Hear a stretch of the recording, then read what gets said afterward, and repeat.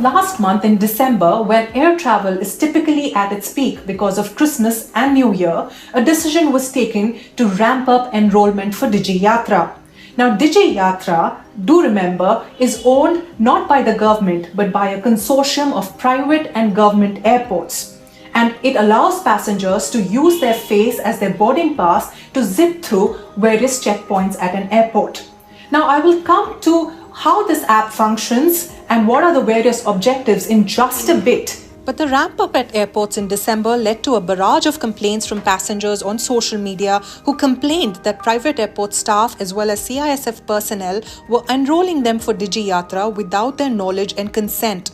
Remember, DigiYatra is not mandatory and is supposed to be an entirely voluntary program according to the DigiYatra policy document unveiled by the Ministry of Civil Aviation in 2018. On 26 December, Jagriti posted on X about her experience and said that the police, by which she means CISF personnel, were letting passengers into the airport after checking their IDs and automatically signing up people for DigiYatra and scanning people's faces. Apart from the CISF, private airport staff were also asking passengers for their boarding pass and trying to sign them up. Another user of X, Tavish Patnaik, wrote that a majority of travelers do not realize what is happening and get themselves photographed. The CISF personnel at the gate don't explain or give passengers enough time to read the screen that captures their images and simply get everyone clicked. He says he was fast enough to click no before CISF officer could click yes. The no and yes options on the screen before passengers is meant to record their consent before they're enrolled for the DigiYatra app. But what passengers are saying on their social media posts is that the CISF never asks them for their consent but proceeds to give consent on their behalf. There were others who said that this coercive way of collecting personal data led to them getting into heated arguments with the staff. Debarshi Das Gupta also complained that at airports such as Kolkata, there was only one gate for non-DigiYatra, which meant people were being left with no choice but to enroll. When we spoke to the CISF about these complaints, a spokesperson said that CISF personnel were not involved in the enrollment drive, which was being carried out only by the private airport staff. Whereas a Delhi airport source contradicted that statement and said that private airport staff were helping CISF with validation of documents for the DigiYatra enrollment. The Delhi airport official also said that they were now instructing their staff that passengers must be educated and their consent sought before they are registered.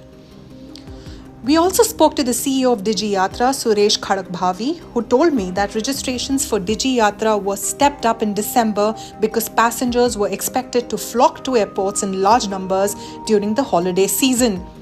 Airport staff and CISF personnel were carrying out quote-unquote day of travel enrollments, which are different from registrations passengers can do through the mobile app ahead of their travel sitting at home. The CEO further said, and I quote, "The day of travel enrollment is to allow passengers to experience the DigiYatra process and understand and appreciate the benefits of the seamless, hassle-free passenger process so that they can do permanent enrollment on the DigiYatra app." But the question is that with passengers unaware that they're being enrolled for DigiYatra, they're unlikely to use the DigiYatra facility at the airport. Now let's talk about what is the DigiYatra app and what are the various objectives the government seeks to achieve. The DigiYatra app is owned by the DigiYatra Foundation, which is a not-for-profit company under Section 8 of Companies Act 2013. It was incorporated in February 2019. The DigiYatra Foundation was set up with initial shareholding of Airport Authority of India, which is a government enterprise, and 5 private airports, which include Cochin, Bengaluru, Hyderabad, Delhi, and Mumbai airports. So it is jointly owned by government and private airports. But the DigiYatra policy itself was launched in 2018 by then Minister of Civil Aviation Suresh Prabhu and the MOS for Civil Aviation Jayant Sinha. It has also been heavily promoted by the current Minister of Civil Aviation Jyotiraditya Scindia, who in a meeting with airports in December discussed promotion of DigiYatra and the need to enhance digital check-ins at airports. DigiYatra is present at 13 airports and according to Minister Scindia will be expanded to 24 more airports in the year 2024. Its implementation involves an app that passengers can download. They provide name, mobile, email address and the Aadhaar document to register. They also take a selfie so that their image can be reconciled with the facial scan on Aadhaar. These two steps give you the DigiYatra travel ID. You can then upload your air ticket, which updates your DigiYatra travel ID. At airports, the infrastructure involves installation of e-gates and cameras. Passengers scan their boarding pass at the first gate and then they look into the camera that captures their image. If the face verification is successful, the e-gate opens. This also creates the passenger data set, which is their face plus PNR.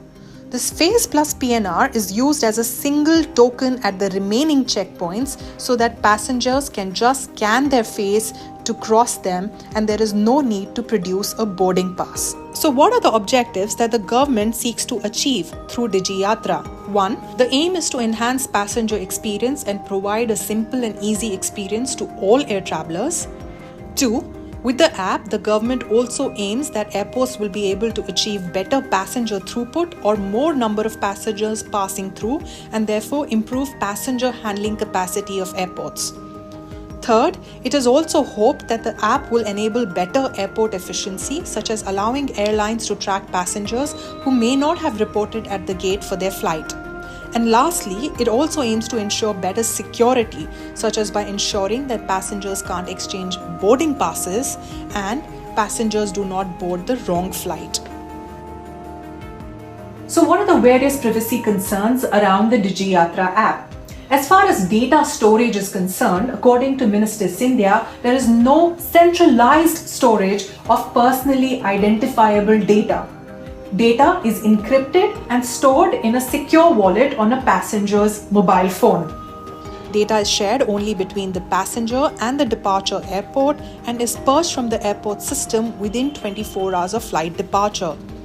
The policy states that the data privacy norms will apply as per the IT Act 2000 and IT Amendment Act 2008 and the Aadhaar Act 2016. Additionally, airlines and other ticket booking agents will also be subject to audits. According to a detailed note prepared by the Internet Freedom Foundation, while the DigiYatra policy does state that airports using the DigiYatra will conform to the data protection laws as applicable and mandated by the Government of India, in India, though the Digital Personal Data Protection Act 2023 was passed in Parliament last year in August, rules under it are yet to be notified. The law, however, has been heavily criticized for giving the government broad powers to exempt any of its agencies from all its provisions.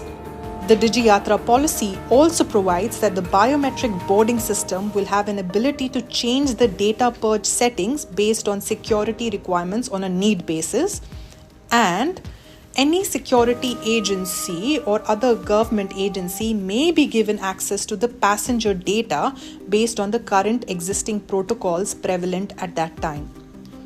The IFF also adds that since the policy doesn't have the force of law, the privacy protection principles included in it directly will not be enforceable against any authority.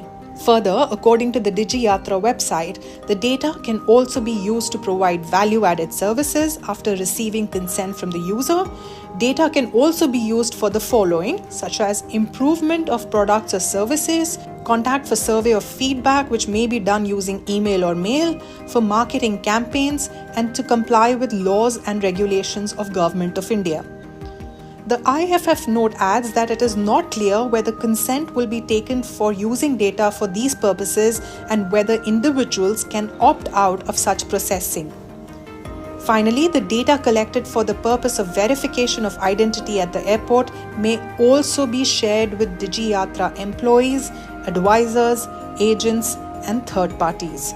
With that, we come to the end of this presentation. For more such videos, do follow The Hindu.